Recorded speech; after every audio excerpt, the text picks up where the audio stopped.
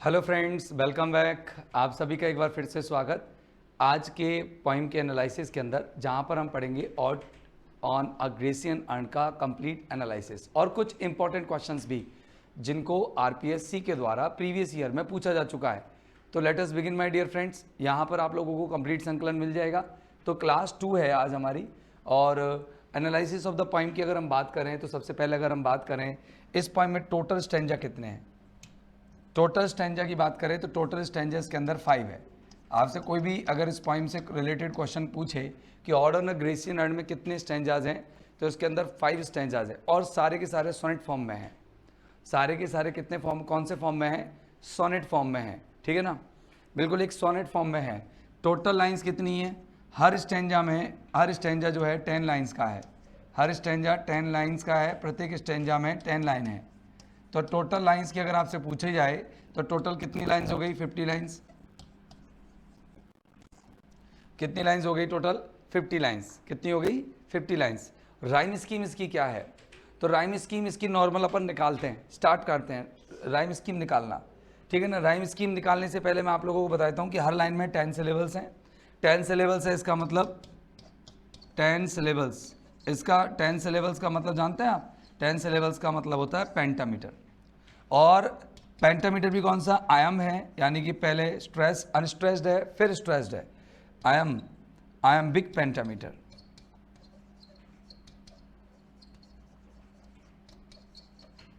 इसके अंदर iambic pentameter आपका मीटर है। अगर राइम स्कीम की बात करें तो लेट अस बिगिन और move to the rhyme scheme. चलो देखिए, quietness, time, express, rhyme. Time, rhyme और नेस और एक्सप्रेस। तो अगर आप देखेंगे यहाँ पर तो पहले जो एक क्वार्टरिन है और एक क्वार्टरिन के अंदर राइम स्कीम निकली ए बी ए बी, ये निकली ना ए बी। तो ये राइम स्कीम आपका लगभग जो क्वार्टरिन है वो लगभग शेक्सपियरियन जो क्वार्टरिन है उसके अकॉर्डिंग भी है, स्पेंसरियन क्वार्टरिन के अकॉर्डिंग भी है। तो ये जो शेक्सपियरियन सोनेट और स्पेंसरियन सोनेट है उसके अकॉर्डिंग है ये, राइट, उसके अकॉर्डिंग उसका सेट बैठता है। तो अपन ये कह सकते हैं कि इसको जो डिवाइडर राइम स्कीम में, इसमें 1 quatrain in each stanza, 1 quatrain in each stanza. प्रत्येक स्टैंजा के अंदर एक क्वार्टरिन है, ईच स्टैंजा, प्रत्येक स्टैंजा में एक क्वार्टरिन है। और राइम स्कीम उसकी क्या है? A B A B. Rhyme scheme क्या है? A B, right. अब दूसरे में भी चेक कर लेते हैं, कहीं ऐसा तो नहीं दूसरे में गड़बड़ कर दी हो। चलो देखो, दूसरे में गड़बड़ करते हैं। अनहियर्ड, ऑन, डियर्ड, टोन, राइट, ए बी, ठीक है ना। ऐसे ही तीसरे में होगी, देखो, शैड, अड्यू और अनवियरेड और न्यू। तो शैड, वियरेड और न्यू, इस तरीके से शैड, अनवियरेड, अड्यू, न्यू। तो ए बी। इसके बाद देखना इसमें sacrifice, skies, priest, dressed, pressed, dressed. ऐसा प्रीस्ट का प्रेस्ट भी उच्चारण हो जाता है। आगे देखिए, ब्रेड, ठीक है ना, breed, okay, breed, brought, weed, thought. तो ये भी राइम स्कीम सेट हो रही है प्रॉपरली। अगर हम देखें तो इनकी क्वार्टरिन्स की स्टैंजा जो हमें कंप्लीट मिल गया है। अब बात करते हैं साहब, इसके बाद अपन के 3 जो हैं वो क्या मिल रहे हैं आपको? दो जो हैं इनके अंदर क्या हैं?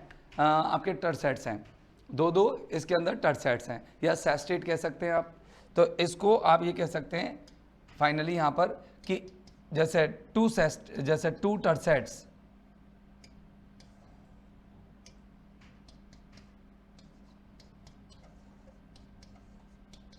To tercets in each stanza,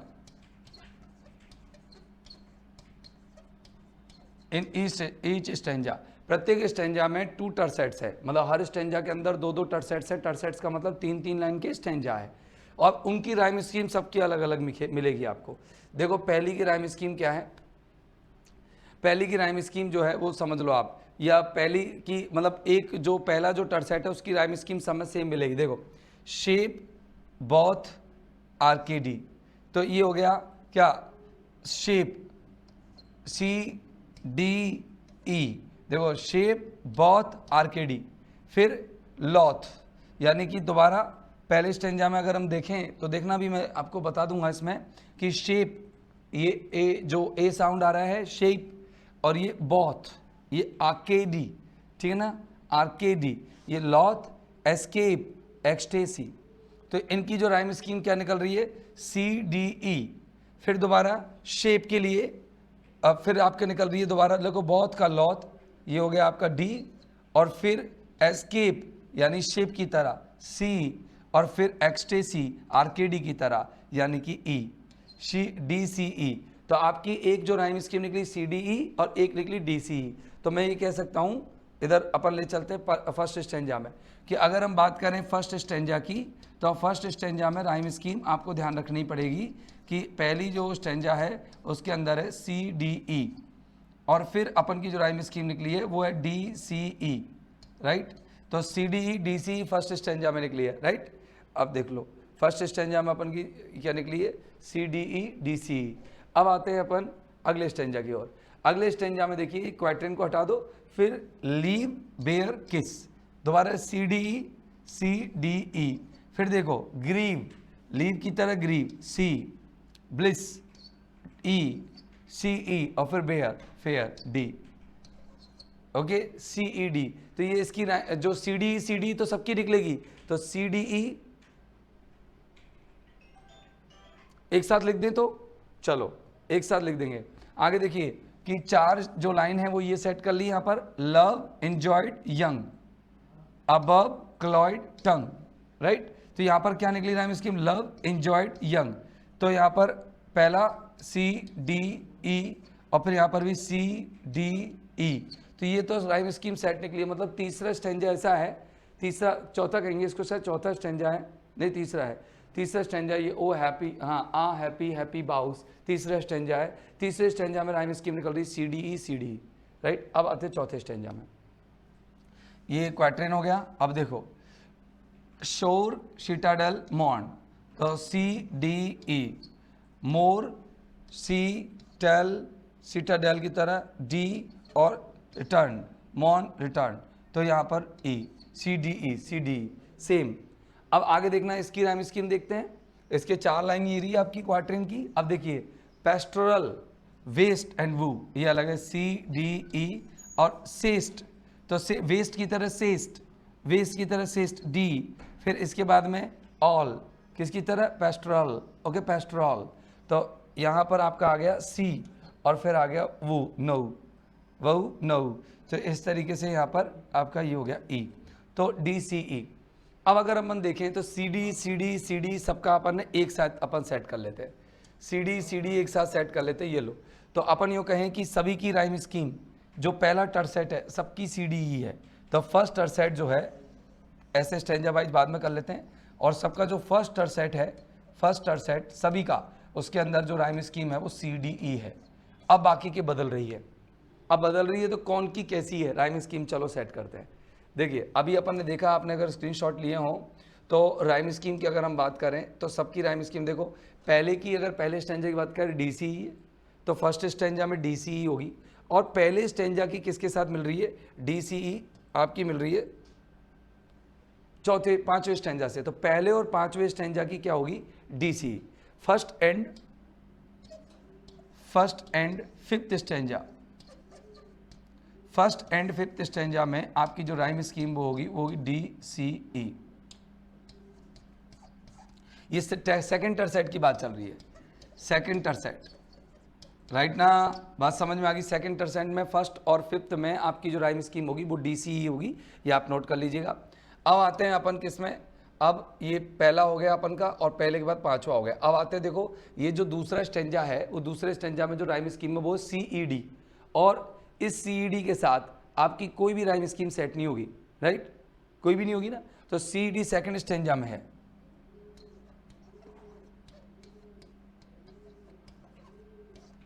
हो गया सेकंड की सी ई डी। और अब बचे आपके कौन कौन से, तीसरा और चौथा स्टेंजा।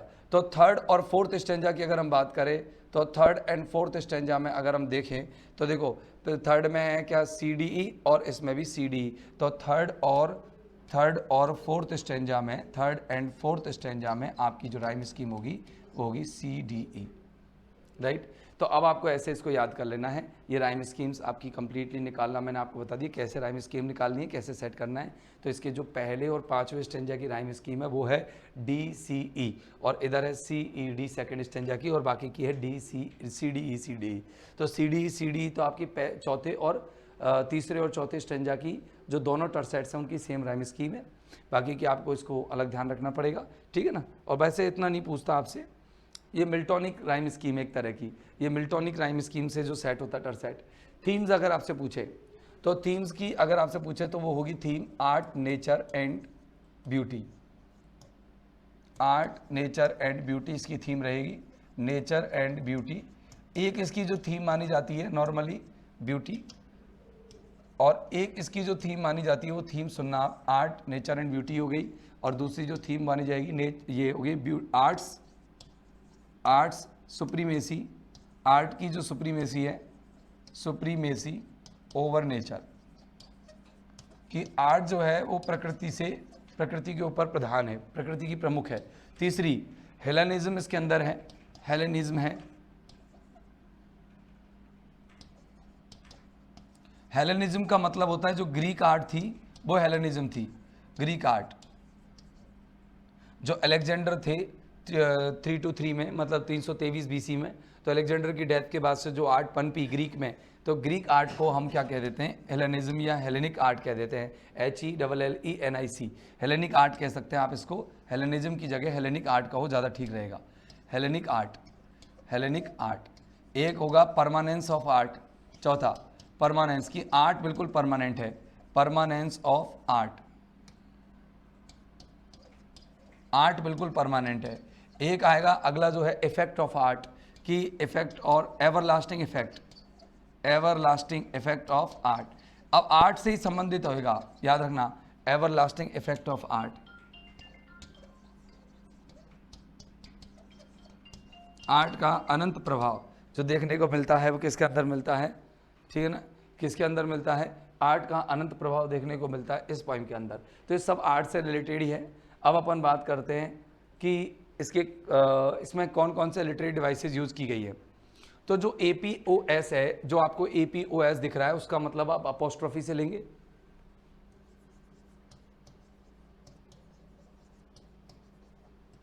मेटा या मैट ही मिलेगा आपको शॉर्ट में, तो मेटा को आप मेटाफर से लेंगे, मेटाफर। और PERS का मतलब आप पर्सोनिफिकेशन से लेंगे, और पैरा का मतलब आप पैराडॉक्स से लेंगे। पैरा का मतलब पैराडॉक्स, शॉर्ट में लिखे हुए हैं, हालांकि एब्रीविएशंस मैंने सही नहीं किए क्योंकि मुझे थोड़ा कम स्पेस में लिखना था सारा। तो देखो दाव, जैसे ही दाव वर्ड आता है, दाव, दाय, ये जो शब्द आते हैं, दाव, दाई, यू, ये आपके अपोस्ट्रोफी को दिखाते हैं, संबोधन कर रहा है। आपसे ये पूछा जाएगा कि ये आपका किसी भी कला को, आप अगर किसी भी वस्तु को, आप अगर एक व्यक्ति मान करके अगर अपनी पोएम को शुरू करते हो, किसी पर्सन, किसी भी व्यक्ति को या वस्तु को, किसी की भी वस्तु को आप व्यक्ति मान करके बात करते हो, तो यहाँ पर अर्ण जो है उसको ब्राइड माना गया है। तो अर्ण को यहाँ पर आप आर्ट को अर्ण मान रहे हो, या सॉरी आर्ट को आप ब्राइड मान रहे हो, तो यहाँ पर आपने क्या किया है, पर्सोनिफिकेशन, एक क्लियर कट पर्सोनिफिकेशन के साथ संबोधन कर रहे हो, तो उसको एक्फ्रेसिस भी कहते हैं। एक्फ्रेसिस भी ये आप कह सकते हो कि ये जो पोइम है वो किससे शुरू होती है, तो एक्फ्रेसिस से शुरू होती है। हालांकि इस तरीके का कोई क्वेश्चन अभी तक पूछा नहीं गया है, तो एक्फ्रेसिस से ये क्वेश्चन पोइम शुरू होती है। तो देखो दाव से शुरू हो रही है, तो दाव जहाँ आएगा अपोस्ट्रोफी आएगी, दिमाग में समझ लेना। फिर ये अनरेविस्ड ब्राइड कहता है, तो मतलब इसका मानवीकरण तो किया गया ही है, अर्ण को अपन पर्सोनिफिकेशन किया गया है, अर्ण का पर्सोनिफिकेशन हुआ है, अर्ण को मानवीकृत करके ब्राइड माना गया है। फिर अनरेविस्ड ब्राइड मतलब एक ऐसी दुल्हन जो किसकी दुल्हन है, शांति की दुल्हन, तो शांति की दुल्हन है, तो शांति से यहाँ पर फिर पर्सोनिफिकेशन है और मेटाफर भी है, क्योंकि कंपैरिजन की गई है किसकी, अर्ण की किससे, दुल्हन से, तो कंपैरिजन है तो मेटाफर भी है। पैराडॉक्स क्यों, क्योंकि लाइन दिखने में इतनी सुंदर सीधी है लेकिन इसका डीप मीनिंग है कि यहाँ पर कहना चाह रहा है वो कि वो जो दुल्हन है, वो दुल्हन क्या है, अभी तक उसके पति ने टच नहीं किए, मतलब इस आर्ट के कलश को अभी तक किसी व्यक्ति ने टच नहीं किया है। दाउ फोस्टर चाइल्ड ऑफ साइलेंस, तुम एक फोस्टर चाइल्ड हो किसकी, साइलेंस की। तो देखो साइलेंस, स्लो और टाइम, साइलेंस और स्लो से आप अलिट्रेशन यहाँ देखने को मिलेगा। एक तो अलिट्रेशन है इसके अंदर, यहाँ लिखा हुआ नहीं है, एक तो इसके अंदर अलिट्रेशन है, तो आप अलिट्रेशन को बहुत दिमाग में अच्छे से सेट रखना। एक अपोस्ट्रोफी है, क्योंकि देखो दाव फिर आ गया, समझ जाओगे ना कि ये अपोस्ट्रोफी है कि नहीं, लाइन देख करके भाई आपसे पूछे तो अपोस्ट्रोफी है। फोस्टर चाइल्ड, यहाँ पर फिर कंपैरिजन किया गया है, मेटाफर भी है और पर्सोनिफिकेशन भी है ना। इसके अलावा मेटाफर, पर्सोनिफिकेशन और एनाफोरा क्यों है, क्योंकि देखो एनाफोरा का मतलब क्या होता है, एनाफोरा समझो शब्द की लाइन की शुरुआत में अगर कोई शब्द रिपीट होता है एनाफोरा, और अगर लाइन के अंत में कोई अगर रिपीट होता है तो एपीफोरा। तो यहाँ पर दाव और दाव यहाँ पर रिपीट हो रहे हैं, तो क्या हो गया, वो आपका एनाफोरा हो गया। अब देखना यहाँ पर सिल्वन स्टोरियन, सिल्वन स्टोरियन के अंदर फिर से मेटाफर है, क्योंकि यहाँ पर अर्न को सिल्वन स्टोरियन कहा गया है। तो सिल्वन स्टोरियन याद रखना, पहला जो यहाँ पर सिल्वन स्टोरियन कहा गया, फिर अंडरविस्ट ब्राइड कहा गया, फिर इसको फोस्टर चाइल्ड कहा गया। अब देखो सिल्वर स्टोरियन क्या बताता है, तो देखो यहाँ पर आपको क्या क्या चीज़ देखी, पर्सोनिफिकेशन वगैरह मिल गया, मेटाफर पर्सोनिफिकेशन यहाँ मिल गया। यहाँ पर देखो आ रहा है a flowery tale more than rhyme, यहाँ पर ये सिमली है, क्योंकि अपन ने फूलों की क्या है कहानी है उसको हमारी राइम से कंपेयर किया है, तो देन लगा के, लाइक लगा के, एज लगा के कंपैरिजन करते तो सिमली हो जाता है। What leaf fringed legend horns about Dai shape, यहाँ पर देखिए अलिट्रेशन आपको देखने को मिलेगा, लीफ का एल और लिजेंड का एल, राइट। तो दाए यहाँ पर आपको अपोस्ट्रोफी भी देखने को मिलेगा, अपोस्ट्रोफी भी यहाँ पर है, दाए आ रहा है। ऑफ डाइटीज और मॉर्टल्स ऑफ बोथ, इसमें कुछ नहीं है ऐसा। इन टेम्पे और डेल्स ऑफ आर्केटिस में इमेजरी आती है, क्या आती है, इमेजरी। और यहाँ पर आपको इमेजरी है, ये तो पूरा इमेज, क्योंकि आरकेडी जैसे आरकेडी का हमारे दिमाग में इमेज आएगा, टेम्पे का आएगा, तो इमेजरी है। और ये यहाँ पर एक रिटोरिकल क्वेश्चन है, रिटोरिकल क्वेश्चन, आर क्यू का मतलब रिटोरिकल क्वेश्चन से होगा, ठीक है ना। तो अब कितने क्वेश्चंस यहाँ पर आए हैं ये ध्यान रखना, 7 क्वेश्चंस आए हैं। पहला रिटोरिकल क्वेश्चन ये है कि भैया वो टेम्पे के हैं, आरकेडी के हैं, गॉड्स हैं या फिर मॉर्टल्स हैं या फिर दोनों हैं। व्हाट मैन और गॉड्स आर दीज, ये वॉट का एनाफोरा आ रहा है, बार बार वॉट आ रहा है, तो ये एनाफोरा है। एनाफोरा यहाँ पर लास्ट में आप बोल सकते हैं एनाफोरा है। अलिट्रेशन भी है, देखो वॉट, वाइल्ड, ये दोनों की दोनों शब्दों में आपको अलिट्रेशन देखने को मिलेगा, राइट। इसके बाद में आपसे इधर एनाफोरा मैंने आपको बता ही दिया कि वॉट आ रहा है। फिर ये सारे के सारे रिटोरिकल क्वेश्चंस हैं, ये आप कह सकते हो सारे रिटोरिकल क्वेश्चन हैं। कविताओं में जितने भी क्वेश्चंस आते हैं, कविताओं में जितने भी प्रश्न आते हैं, सारे रिटोरिकल क्वेश्चंस कहलाते हैं।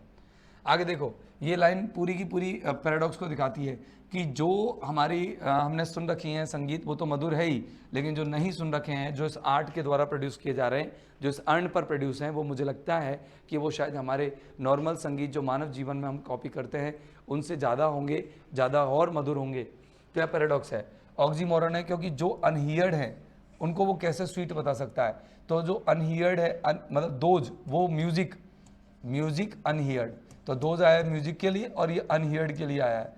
तो म्यूजिक कभी भी अनहियर्ड नहीं होता, हियर्ड होता है, तो ऑक्सीमोरन हो गया, विरोधी शब्दों को एक साथ रखा गया है,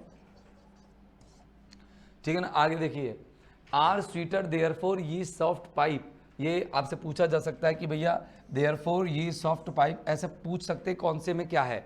तो पहले में आपने आरकेडी का जिक्र देखा, पहले में आपने जो जो चीज़ें वहाँ पर दिखाई गई कि भाई मेडेंजी लॉद थे या पाइपर्स थे, या फिर जो भी मजीरे वजीरे, जो दो इसमें वाद्य यंत्रों का यूज किया गया, एक तो पाइप का, बांसुरी का, और एक टेम्ब्रेल्स का, वो इसी के अंदर किया गया। देवी देवताओं की बात इसमें की गई, टेम्पे की बात इसमें की गई, इसमें आरकेडी की बात, सिल्वन स्टोरियन की बात, अनरेविस्ट ब्राइड की, फोस्टर चाइल्ड की बात, सब इसके अंदर की गई है। इसके अंदर सिर्फ मेलोडीज़ की बात कर रहा है, यहाँ पर जो गीत बजाए जा रहे हैं उनकी बात कर रहा है, ठीक है ना। वो हमारे सेंसुअल ईयर के लिए बिल्कुल क्या है, सॉफ्ट पाइप से द्वारा बनाए जा रहे हैं, मोर एंडियर्ड है, बहुत ज़्यादा प्यारे हैं, लवली हैं, पाइप टू स्प्लिट डाइटी। अब यहाँ पर देखो एलिट्रेशन देखने को मिलेगा। सर एलिट्रेशन कहाँ है, देखना, स्वीटर सॉफ्ट पाइप्स प्ले, दिख रहा है ना एलिट्रेशन, और पर्सोनिफिकेशन है ही, क्योंकि यहाँ पर कह रहे जैसे तुम्हारे जो सॉफ्ट पाइप्स है प्ले ऑन, तो पाइप यहाँ पर प्ले कर रहे हैं, तो पाइप यहाँ पर प्ले कर रहे हैं, तो पाइप प्ले करेंगे तो यहाँ पर पर्सोनिफिकेशन है। अपोस्ट्रॉफी यही, क्योंकि यहाँ पर क्या आ रहा है, ये आ रहा है, ये से आपका अपोस्ट्रॉफी हो गया, बात समझ में आ गई, ये से अपोस्ट्रॉफी हो गया, और उधर से आपका पाइप जो प्ले ऑन कर रहे हैं वहाँ पर पर्सोनिफिकेशन हो गया, और पर्सोनिफिकेशन तो लगभग पूरी पोएम में है ही, ठीक है ना। Pipe to the spirit ditties of no tone, मतलब ऐसे पाइप्स हैं जो हमारी आत्मा के लिए म्यूजिक है, प्रॉपरली म्यूजिक, छोटे छोटे सॉन्ग्स हैं, लिटिल सॉन्ग्स, डेटीज का मतलब होता है लिटिल सॉन्ग्स, छोटे छोटे सॉन्ग्स जिनकी कोई टोन पता नहीं लग पा रही हमें कि कैसी टोन में ये सॉन्ग्स बजाए जा रहे हैं, तो ये पैराडॉक्स है, ठीक है ना। आगे देखो फेयर यूथ, ये बीनीथ द ट्रीज, इन पेड़ों के नीचे फेयर यूथ है, और इस दाउ कांस्ट नॉट लीव, तो युवा जो है यहाँ पर युवा फेयर होता है, मतलब जितने भी युवा लोग होते हैं गोरे हैं, बहादुर हैं। दाएं, फिर यहाँ पर ये अपोस्ट्रॉफी है, फिर से यहाँ पर अपोस्ट्री दाई आ गया ना, तो दाएं आने के बाद apostrophe. Song never can those trees, तो देखो दोज ट्रीज बी बेयर, यहाँ पर फिर से अलिट्रेशन है, ध्यान रखना अलिट्रेशन है। बोल्ड लवर्स, नेवर नेवर, अब आपसे ध्यान रखना कि नेवर नेवर का रिपीटिशन हुआ है, यहाँ पर रिपीटिशन देखने को मिलेगा। और thou winning near the goal yet do not grieve, तो गोल और ग्रीव यहाँ पर फिर से आपको अलिट्रेशन देखने को मिलेगा, ठीक है ना। शी कैन नॉट फेड दो, ठीक है ना, यहाँ पर फिर से आपको अलिट्रेशन देखने को मिलेगा। दाए, यहाँ पर अलिट्रेशन को देखने को मिलेगा। तो दाए ब्लिस, यहाँ पर क्या है अपोस्ट्रॉफी है, और इसके अलावा यहाँ पर अलिट्रेशन है, अलिट्रेशन और apostrophe. For ever will thou love and she be fair, यहाँ पर अपोस्ट्रॉफी है क्योंकि दाउ फिर से आ गया, तो दाउ आने पर अपोस्ट्रॉफी हो जाता है। आगे देखिए ah happy boughs that cannot shed your leaves nor ever bid the spring adieu, ये पूछा जा सकता है आपसे कि कौन सा सीजन जो है यहाँ पर वर्णित किया गया है, तो स्प्रिंग सीजन यहाँ पर थर्ड स्टेंजा के अंदर, थर्ड पैराग्राफ के अंदर थर्ड स्टेंजा कह दें आप, इसके अंदर आपको क्या मिलेगा, स्प्रिंग सीजन की बात कर रहा है। फिर वो कह रहा है पेड़ों की बात कर रहा है, ब्रांच की बात कर रहा है, तो यहाँ पर पेड़ों की बात उसने थर्ड स्टेंजा में की है, म्यूजिक की बात उसने पहले स्टेंजा में की, दूसरे स्टेंजा में की है, उसमें पूरी म्यूजिक की बात की है। देखो सारा पूरा म्यूजिक ही म्यूजिक चला है इसके अंदर। फिर वो पेड़ों की ब्यूटी के बारे में बात कर रहा है, प्रेमियों के बारे में बात कर रहा है। तो पहले 3-4-5 लाइन में तो म्यूजिक के बारे में बात की, फिर अगली लाइन्स में प्रेमियों के बारे में बात की, ठीक है ना, फिर लव के बारे में बात की है। फिर मैं इनको डिक्टेट करूँ कि अलग से कर देता हूँ। यहाँ पर म्यूजिक की बात चली है, यहाँ पर लवर की बात चली है मैन की, और यहाँ पर फिर से लव की बात चली है, ठीक है ना, ये ध्यान रखना। अगला है ये ट्रीज की बात चली है यहाँ पर, फिर यहाँ पर मेलोडीज की बात चली है, फिर सॉन्ग की बात आ गई यहाँ पर, फिर यहाँ पर लवर आ गए, फिर यहाँ पर ह्यूमन बीइंग्स आ गए। अब इनके अंदर देख लीजिए, यहाँ पर आप लोगों को क्या दिख रहा है, यहाँ पर ट्रांसफर्ड एपिथेट दिख रहा है, क्योंकि जो हैप्पी 2 बार यहाँ पर हैप्पी आया है, हैप्पी मेलोडीज तीसरी बार यहाँ हैप्पी आ गया, फिर हैप्पी चौथी बार, फिर 5वीं बार हैप्पी, फिर 6ठी बार हैप्पी। तो आपको याद रखना है हैप्पी वर्ड कितनी बार आया है, 6 बार, और जो नेवर है वो भी आपके 2 बार आया है। तो यहाँ पर रखना ah happy boughs that can't shed that cannot shed your leaves nor ever bid the spring adieu, and happy melodies unwearied, forever piping songs forever new, more happy love, ठीक है ना। ये ध्यान रखना, 6 टाइम्स यहाँ पर आपको हैप्पी शब्द दिखेगा, तो ये भी आपको नोट कर लेना है। अब यहाँ पर आपको ट्रांसफर एपिथेट कैसे दिखेगा, क्योंकि बाग से पहले यहाँ पर हैप्पी शब्द लगाया गया है, और हैप्पी जो है ह्यूमन कैरेक्टरिस्टिक है। अगर किसी मानवीय एडजेक्टिव को किसी निर्जीव चीज़ के साथ लगा दिया जाए तो समझ लो मानवीकरण हो गया, तो वो ट्रांसफर्ड एपिथेट हो गया। तो ये ट्रांसफर एपिथेट है, दैट कैन नॉट शेड, ये पर्सोनिफिकेशन है, क्योंकि बाग्स को यहाँ पर खुश बनाया गया है, मानवीकृत किया गया है। योर यहाँ पर फिर अपोस्ट्रॉफी का यूज किया गया है, और पर्सोनिफिकेशन तो है ही कि तुम्हारी लीव्स जो हैं वो कभी बिड नहीं कहेंगी, तुम्हारी पत्तियाँ कभी अलविदा नहीं कहेंगी, पत्तियों को यहाँ पर मानवीकृत किया गया है। एंड हैप्पी मेलोडीज आर अनवियरिड, और देखो यहाँ पर संगीत को भी, मेलोडीज़ को भी क्या बनाया गया है, ट्रांसफर्ड एपिथेट किया गया है, कि यहाँ पर जो संगीत है वो भी हैप्पी है, ठीक है ना। For ever piping songs for ever new, यहाँ पर फॉर एवर और फॉर एवर आपको एनाफोरा मिल रहा होगा, ठीक है ना। आगे देखो मोर हैप्पी लव, यहाँ पर लव से पहले भी हैप्पी ट्रांसफर्ड एपिथेट यूज किया गया है, और for ever warm still to be enjoyed, या एनाफोरा है। एनाफोरा मैंने क्यों कहा, क्योंकि देखो यहाँ फॉर एवर आ गया, और यहाँ फिर से फॉर एवर आ गया, फिर यहाँ पर फिर फॉर एवर आ गया, तो तीनों लाइन में एक साथ फॉर एवर मिल रहा है, तो इसीलिए यहाँ पर आपको एनाफोरा देखने को मिलेगा। All breathing human passion for far above, यहाँ पर ह्यूमन बींग्स की बात चालू हो गई है। यहाँ पर इस लाइन में मेटाफर है, मेटाफर क्यों है, कि यहाँ मिटोनिमी है इसके अंदर, हार्ट की बात कर रहा है। हार्ट यहाँ पर मिटोनिमी क्या होता है, जब अपन किसी चीज़ को दिखाने के लिए किसी और चीज़ को दिखाएं, यहाँ पर कहने का मतलब दैट लीव्स अ हार्ट, ये एक ऐसे हृदय को छोड़ती है, हृदय मतलब यहाँ पर होता है प्रभाव, ऐसा इफेक्ट छोड़ती है। हाई सॉरोफुल, जो इंसान बहुत ज़्यादा दुख में रहता है, कि उनका जो हार्ट है, उनका जो मतलब पूरा जो कहने के मतलब उनका जो दिन है, रूटीन है, उनका जो दिमाग है पूरी तरीके से सॉरोफुल रहता है एंड क्लॉइड, ठीक है ना। मेटर और अलिट्रेशन बेस के अंदर है, देखो heart high, heart high, heart का एच, हाई का H, a burning forehead, a parching tongue, यहाँ पर सेनेक डॉग है क्योंकि यहाँ पर इंसान को जो क्या दिखाया गया है, पार्चिंग करता हुआ, गाली देता हुआ, अपशब्द देता हुआ, और अपशब्द देने के लिए पूरा इंसान अपशब्द देता है, लेकिन उसका टंग यहाँ ले लिया, तो टंग से सेनेक डॉग।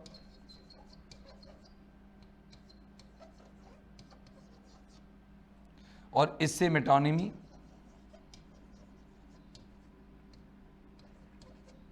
ठीक है ना। बाकी का मैंने आप लोगों को बता ही रखा है। आगे देखिए, who are these coming to sacrifice, ये कौन आ रहे हैं, ये रिटोरिकल क्वेश्चन है। पहला ये शुरू हुई, अब यहाँ पर वो सीन आएगा, कौन सा, पेस्टोरल सीन, जहाँ पर लोग गांव को खाली करके यहाँ पर आ रहा है सेक्रीफाइस सीन।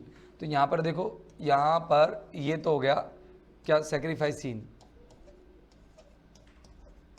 बछिया को ला रहे हैं, वो सेक्रीफाइस सीन हो रहा है यहाँ पर। और यहाँ पर वो माउंटेन के बारे में बता रहे, टाउन के बारे में बता रहा है, जो क्या हो जाएगा खाली, ये टाउन के बारे में बता रहा है, ठीक है ना। तो देखो कि यहाँ पर अलिट्रेशन देखने को मिलेगा, क्योंकि देखो leaders thou that heifer lowing at the sky, तो यहाँ पर ये मिलेगा दाउ एनफ, यहाँ पर एनफ वो भी है, अपोस्ट्रोफी भी है, and all are silken flanks with garland dressed, what little town by river sea shore. अब बताना यहाँ पर क्या दिख रहा है आपको, अलिट्रेशन दिख रहा है कि सर क्यों अलिट्रेशन, इसमें क्या है, देखो सी का और एस का ही है ना, इधर देखो, और mountain built with peaceful citadel, oxymoron है, क्योंकि सीटाडेल यानी किला कभी शांत नहीं रहता, किले में हमेशा लोग रहते हैं, भगदड़ होती है, तो यहाँ पर ऑक्सीमोरन है। आगे देखिए अगला, कि is emptied of the fog the pious morn and little town the stress streets for ever more, ठीक है ना। यहाँ पर will silent be and not a soul to tell, तो साइलेंट का एस और सोल का एस, यहाँ पर अलिट्रेशन आ रहा है। वाई दाउ, दाउ मतलब यहाँ पर अपोस्ट्रोफी आ गया,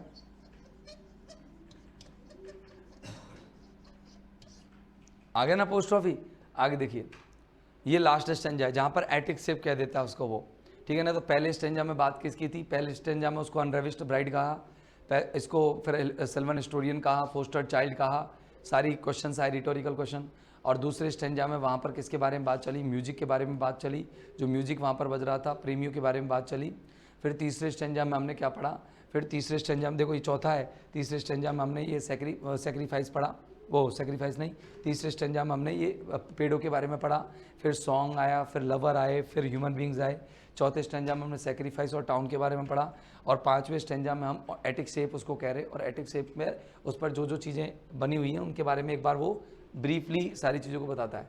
तो देखो एटिक शेप भी उसको पाँचवें स्टेंजा में कहता है, कोस्ट कोल्ड पेस्टोरल भी उसको पाँचवें स्टेंजा में कहता है। तो देखो यहाँ पर फेयर एटीट्यूड विद ब्रेड, और उसको फेयर एटीट्यूड भी कहता है, क्या 1 2 3, ये सब पाँचवें स्टेंजा के अंदर है। मेटाफर है इसके अंदर, क्योंकि वो रूपक अलंकार उसको ब्रीड कह देता है कि तुम ब्रीड हो, मतलब तुम पूरी तरह से डिजाइंड हो, और वो उसको पहले एटिक शेप कहता है, फिर फेयर एटीट्यूड कहता है, तो ये मेटाफर ही है। अपोस्ट्रॉफी है क्योंकि वो उसको संबोधित करता है ओ से संबोधित करता है, तो अपोस्ट्रॉफी है। और अलिट्रेशन भी इसके अंदर है ही, ठीक है ना। अलिट्रेशन कहाँ है साहब, अलिट्रेशन एटिक और अटायर, ठीक है ना। आगे देखो, ऑफ मार्वल मैन मेडन्स, यहाँ तो साफ साफ दिख रहा है अलिट्रेशन, तो अलिट्रेशन है इसके अंदर। और अगली लाइन में देखो यहाँ पर, with forest branches and the trodden weed thou silent form dost tease us out of thought, as doth, as यहाँ पर एज आ गया, तो यहाँ पर सिमली हो गई कि एज डथ इटर्निटी, जैसे इटर्निटी करती है, उसको कोल्ड पेस्टोरल कहा, तुम शांत रह करके पूरे देहाती जीवन का वर्णन करती हो, शांत रहती हो, दुनिया भली कितनी भी अशांत है, पीढ़ियाँ बदल जाएगी लेकिन तुम नहीं बदलोगे, ठीक है ना। इधर देखो, when old age shall this generation waste, यहाँ पर कोई दिक्कत नहीं है। अब यहाँ पर लास्ट लाइन में आएंगे आप कि ब्यूटी इज, ये वाली लाइन आपसे बहुत बार पूछी जाती है, सबसे ज़्यादा डिस्क्रिप्शन में यूज़ की जाती है, या डिस्कशंस में, डिबेट्स में सबसे ज़्यादा यूज़ की जाती है। Beauty is truth, truth beauty, सत्य ही सुंदर है, सुंदर ही सत्य है।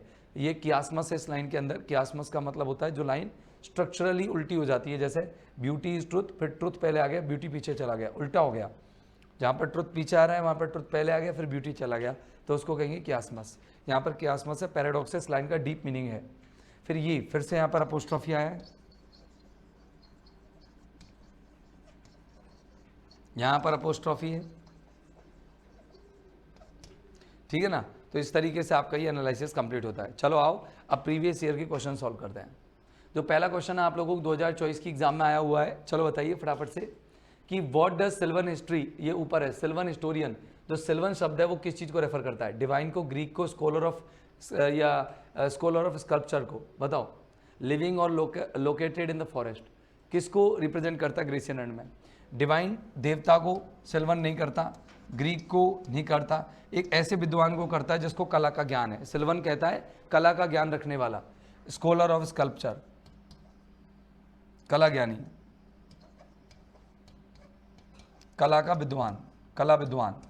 तो कला का विद्वान जो होता है वो सी ऑप्शन यहाँ पर आंसर आ जाएगा, ठीक है ना। अगला क्वेश्चन देखेंगे, इन कीट्स पोएम 2022 में आया हुआ, कीट्स की पोएम में ode on a Grecian urn, जो ode on a Grecian urn है, विच लाइन कन्वेज, ऐसी कौन सी लाइन है जो ये दिखाती है द साइलेंट रिपोज, कि वो आराम से रिपोज कर रहा है, एंशिएंट प्राचीन है, अनडिस्टर्ब्ड है और अनडिमिनिश्ड है, ग्लोरी है, मतलब उसकी ऐसी ग्लोरी है जिसको अभी तक किसी ने डिमिनिश नहीं किया है, of the Grecian urn, Grecian urn की। तो who are these coming to the sacrifice, ये तो आपके किस में आया था, ये आपके कौन से स्टेंजा में है, फाइनली देख लीजिए, अभी जस्ट देखा है अपन ने। देखिए यहाँ पर ये एटिक शेप आ गया, जस्ट चौथे स्टेंजा में आपने देखा होगा कि यहाँ पर ये सेक्रीफाइसिंग सीन है। तो यहाँ पर वो कह रहा है कि who are the coming to the sacrifice, तो ये आप लोगों को अनरेविस्ड चीज़ें नहीं दिखा रहे, साइलेंट चीज़ें नहीं दिखा रहे। हियर मेलोडीज आर स्वीट, जो सुन ली वो सब स्वीट है, तो आप ये साइलेंट कैसे हो सकती है? But those unheard are sweater, ये भी नहीं है, लेकिन वो कह रहा है कि अनडिस्टर्ब्ड है, एंशिएंट है और अनडिमिनिश्ड है, ऐसी ग्लोरी मतलब जिसको अभी तक किसी ने टच नहीं किया है। तो दाउ स्टिल अनरेविस्ड ब्राइड ऑफ क्वाइटनेस, देखो इसके अंदर शांति भी आ गई और अनडिस्टर्ब्ड आ गई, जो अभी तक अनडिस्टर्ब की है, किसी ने डिस्टर्ब नहीं किया, किसी को अनरेविश किया गया है। देखो इसके अंदर अनरेविश्ड है अभी तक। इन द पोइम के अंदर ode on a Grecian urn, the poet refers to the urn as, poet urn को कैसे रेफर करता है? Happy happy boughs, happy happy boughs तो उसके अंदर दिखा रहा है, ठीक है ना। अनरेविश्ड ब्राइड ऑफ क्वाइटनेस बिल्कुल यही कहता है। मिस्टीरियस प्रीस्ट तो अलग है, और ईयर्ड मेलोडीज उसके अंदर बजाई जा रही है, वो चित्र हैं सारे, इमेजरी हैं, ये वहाँ पर अनरेविश्ड ब्राइड उसको कहता है। अगला question, the description that does not refer to Keats Grecian urn is, बताओ वो डिस्क्रिप्शन कौन सा है जो कीट की ग्रेसियन अर्न को ग्रेसियन अर्न के लिए कीट्स देता नहीं है, वो कौन सा है? बताओ। ग्रेट उसको सिल्वन हिस्टोरियन कहता है, बिल्कुल। ओ एटिक शेप कहता है ये लास्ट में, कोल्ड पेस्टोरल कहता है ये उसको, लेकिन मिस्टीरियस प्रीस्ट नहीं कहता, ये आएगा आंसर। फेयर एटीट्यूड भी कहता है उसको। To what kind of an altar, कौन से प्रकार का एक आल्टर है? आल्टर का रंग बताना है आपको, सिंपल सा क्वेश्चन है, आरपीएससी स्कूल लेक्चरर 2014 की एग्जाम में पूछा गया है, ग्रीन आल्टर था, बिल्कुल हरे रंग का हवन वेदी थी। कीट एड्रेस करता है ग्रेसियन अर्न को एक एटिक शेप के रूप में, in is ode on a Grecian urn, because क्योंकि ये एटिक शेप में है, क्योंकि ये ग्रीस से है, क्योंकि ये प्रिजर्व्ड इन एन एटिक, क्योंकि placed in A Greek museum, या अ रिसेप्टिकल ऑफ फोर एशेज, क्योंकि एक रिसेप्टिकल है। बताओ इसको क्यों कहता है, एटिक शेप क्यों कहता है? एटिक शेप क्यों कहता है बताओ, इसका रीजन क्या है? क्योंकि ये फ्रॉम ग्रीस से है, ठीक है ना। एटिक शेप इसलिए कहता है क्योंकि प्रिजर्व्ड इन एन एटिक नहीं, एटिक में प्रिजर्व नहीं है, कोई म्यूजियम ग्रीक म्यूजियम में हो सकती है, फ्रॉम ग्रीस से है, तो ग्रीस से है इसलिए एटिक शेप कहता है इसको। आगे देखिए, what according to Keats, Keats के अनुसार अर्न जो है वो मैन क्या रहेगा? रिमेन टू मैन, मैन के लिए क्या रहेगा? मैन के लिए फ्रेंड रहेगा, आया ना कौन से स्टेंजा में? फोर्थ स्टेंजा में आया कि वो इंसान का क्या रहेगा? पीढ़ियाँ गुजर जाएंगी, दोस्त रहेगा, तो ये फोर्थ स्टेंजा में आया है, 2016 में आया हुआ क्वेश्चन है। बताइए अर्न जो है कीट्स में, कीट्स की जो पोइम है अर्न, कौन सी? Ode on a Grecian urn, वो एड्रेस की गई है, मतलब वो अर्न को, the urn in the Keats, कौन सी poem? Ode on a Grecian urn में एड्रेस्ड है, by which one of the following expressions, निम्न में से कौन सी अभिव्यक्ति इसमें काम आती है? बताइए। Attic shape, bold lover, green altar, mysterious priest, मतलब उसको क्या कहा है? ग्रीन आल्टर नहीं कहा है, बोल्ड लवर नहीं कहा है, मिस्टीरियस प्रीस्ट नहीं कहा है, एटिक शेप कहा है। अगले देखिए, हाँ सर पानी पिलाना sir. Which image that Keats recreates in his Ode on a Grecian urn is not Sylvan? बताओ कौन सी सिल्वन नहीं है? Fair youth beneath the tree, बिल्कुल ये गांव की है, बिल्कुल इतिहासकार ने बताई है. Of deities in the dales of Arcady, बिल्कुल इतिहासकार के बाद ही आई है. पेस्ट्रल पाइपर्स, वो भी उसके बाद ही आए, लेकिन अनरेविस्ड ब्राइड बाद की है. ये तो सीधा कंपैरिजन है किसके लिए? अर्न के लिए. और ये सब अर्न पर उकेरा हुआ है, अर्न पर बना हुआ है, ये चित्रित है, ये सारे चित्रित है, ये हिस्ट्री बताते हैं. आगे देखो, कीट्स कहता है अपने odd on a Grecian urn में कहता है कि जो अनहियर्ड मेलोडीज हैं वो क्या है? स्वीटर हैं. क्योंकि he has tasted them before, क्योंकि उसने उनको पहले टेस्ट ले रखा है. They can not be share, उन्हें शेयर नहीं किया जा सकता.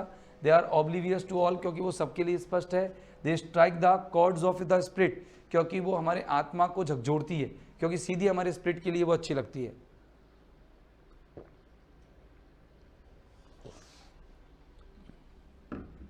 डिटीज ऑफ स्पिरिट, बताओ आया था ना उसमें, तो बिल्कुल सही है, क्योंकि हमारे सीधी स्पिरिट यानी आत्मा को झकझोरती है. आगे देखो, the bold lover in ode on a Grecian urn need not grieve. बताओ बोल्ड लवर को दुख मनाने की जरूरत नहीं है. क्यों नहीं है जरूरत दुख मनाने की? क्योंकि वो कभी भी योग हो सकता है और अपनी प्रेमिका को छू सकता है. नहीं, गलत. क्यों? क्योंकि वो प्रेमिका को कभी छू ही नहीं पाएगा, कला है वो. He will some be able to enjoy the bliss, इस आनंद को वो कभी प्राप्त कर पाएगा नहीं. His love and her beauty have become eternal, क्योंकि अब उसका जो प्रेम है और उसकी जो सुंदरता है वो शाश्वत हो चुकी है, वो कभी एंड नहीं होगी. और जो कला है वो परमानेंट होती है. इन द पोइम, एक पोइम है जिसके अंदर ode on a Grecian urn, जिसको हम कहेंगे the poet refers to the urn as, urn को किस रूप में रेफर करता है? हैप्पी हैप्पी बाउक्स, तो उसके अंदर है तीसरे स्टेंजा में. एन अनरेविस्ड ब्राइड ऑफ क्वाइटनेस कहता है वो उसको, और ये सब कुछ नहीं कहता. Right, okay.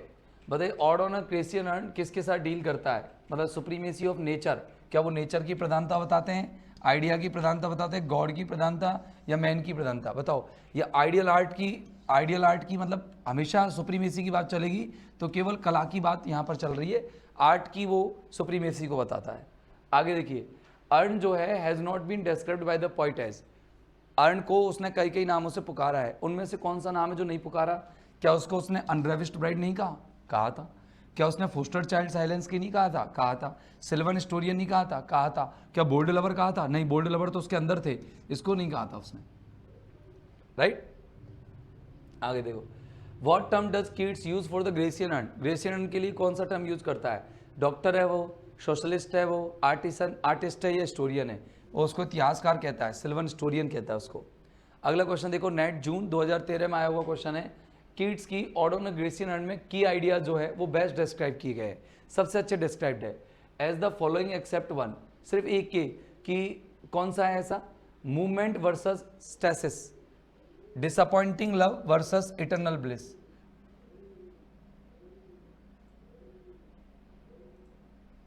The key ideas are best described as the following except one. सवा एक चीज है जिसको एक्सेप्ट नहीं, मतलब बताया नहीं गया. देखो, मूवमेंट्स दिखाई गई हैं वहां पर, हलचल दिखाई गई है, और वहां पर स्टेसिस दिखाया गया है. स्टेसिस मानी होता है बदलाव, परिवर्तन.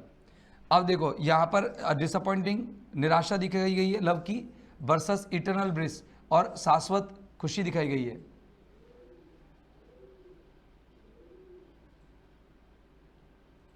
In Keats' Ode on a Grecian Urn, the key ideas are best described as the following except one. Scars of history versus consolation of art, beauty versus truth. देखो ये भी है इसके अंदर. तो स्कार्स ऑफ हिस्ट्री, इतिहास की कमी, वर्सेस कॉन्सोलेशन ऑफ आर्ट, कला का क्या, यही आएगा स्कार्स. क्योंकि देखो ये तो मूवमेंट था, इसके अंदर disappointing love versus eternal bliss ये भी था, और ये इसके अंदर ये कमी है. इतिहास की कमी नहीं थी इसमें, तो इतिहास फूट फूट के भरा पड़ा था. बनाम कॉन्सोलेशन ऑफ आर्ट, कला भी यहाँ पर सांत्वना दे रही है. बिल्कुल सही है, स्कार्स वाला ये आएगा इसका आंसर. निम्न में से कौन सा यूज नहीं किया गया है, डिस्क्राइब नहीं किया गया है ग्रेसियन अर्न ग्रेसियन अर्न को निम्न में से कौन सी चीज़ नहीं कहा गया है? एटिक शेप कहा गया है, साइलेंट फॉर्म नहीं कहा गया, कोल्ड पेस्टोरल, सिल्वर स्टोरियन ये कहा गया है. तो साइलेंट फॉर्म इसका आंसर आ जाएगा. अगला देखिए, विच ऑफ द फॉलोइंग, निम्न में से कौन सी पोइम जो है वो बाय कीट्स के द्वारा पब्लिश की गई थी एनाल्स ऑफ फाइन आर्ट्स में? वही odd on a Grecian earn यही हुई थी, ठीक है ना, odd on a Grecian earn हुई थी 1819 में. Which of the term is not use about odd on a Grecian earn, कौन सा टर्म यूज नहीं किया जा सकता? कीट प्रेजेंट करता है contrast between life and art, बिल्कुल लाइफ एंड आर्ट के बीच में करता है। पॉइम एक एग्जाम्पल है, एक प्रेसिस का पढ़ा दिया आपको। The point is about Hellenic art and culture, बिल्कुल हेलेनिक आर्ट और कल्चर है इसके अंदर। ग्रीक, हेलेनिक का मतलब ग्रीक, ग्रीक से जोड़ना है इसको आप, ठीक है ना। The poem is written in form of monologue, poem monologue नहीं है, मोनोलॉग तो ड्रामा होते हैं, मोनोलॉग फॉर्म में नहीं है। In the stanza of odd on a Grecian urn the word happy occurs, happy कितनी बार अकर हुआ है? तो आपको याद रखना पड़ेगा, हैप्पी अकर हुआ है कितनी बार? 6 टाइम्स। आपको बात भी की थी, 6 टाइम्स हैप्पी अकर हुआ है। तो दोस्तों उम्मीद करता हूँ कि आपको ये क्वेश्चन समझ में आए होंगे, और जो एनालिसिस है, एक डीप एनालिसिस अपन ने किया इसका, इतना डीपली नहीं आता, आपने क्वेश्चन भी देखे हैं, ज़्यादा डीप इससे क्वेश्चन नहीं आते, नॉर्मल क्या चीज़ इन्वॉल्व है क्या चीज़ नहीं है, पॉइंट के बारे में तो कुछ पूछता भी नहीं है 1 भी प्रतिशत, तो टेंशन ना ले। आज के लिए इतना ही, thank you very much, bye bye.